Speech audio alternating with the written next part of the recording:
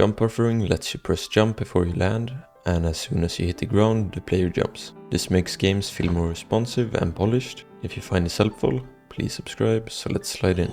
So start by opening up Godot, and I have a player scene here, which I'm going to hit the plus button and add a timer. And I'm going to rename this timer to jump buffer timer. Next I'm going to select the character body 3D and attach a new script. I'm going to be using the template for basic movement, and I'm going to call this script player and create. So I'm going to be starting by making a new variable, and I'm going to call this jump buffer active, and this is equal to false. Inside of the if statements, that checks if we're not on the floor.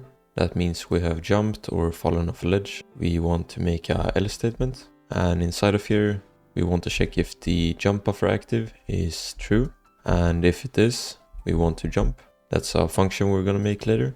And we also want to make the jump buffer active equal false. And on the if statement that handles jumping, we're only gonna be checking if the input action is UI accept. So we're gonna make the double dots here and make a new line. And then we're gonna check if is on floor as its own check. And if it is, we want to jump. And else, we want to set the jump buffer active to true. And we also wanna select the jump buffer timer in our scene, right click on it and access as unique name. Drag that into the script under jump buffer active true and dot start. That will start the timer, and we can copy this velocity for jumping. And we're gonna make a new function below here. So func, and we're gonna call it jump. And inside of here, we will handle the velocity.y equal jump velocity. And we're also gonna connect a signal from the jump buffer timer. So select the timer, go to node and connect the timeout signal. Double click on it and hit connect. And we want to set the jump buffer active to false. If I run my level now, you will see that if I jump and press space before I land, jump buffer will be set to true. If I increase the time for the jump buffer to 2 seconds, it will be even more noticeable if I jump off the ledge and press space again.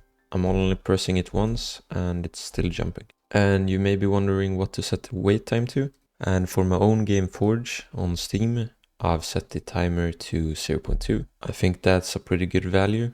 For a precise platformer, you may want to reduce it to 0.1. And you have a smaller window now to press jump before you land. And if you're watching this after having watched the Godot time tutorial, this is what your code will look like. The major changes was in the handling of the jumping, and we've moved that into the jump function. So this is the major change from the last video. And if you have both of these things, if you run the level, it should look something like this. This video was based on a tutorial by Chef Games, and that is linked in the description if you're interested in watching that as well. Thanks for watching, and special thanks to the Ko-fi members for making this video possible. If you want to support my work and have your name featured in future videos, check out my Ko-fi in the description, and I'll see you in the next one.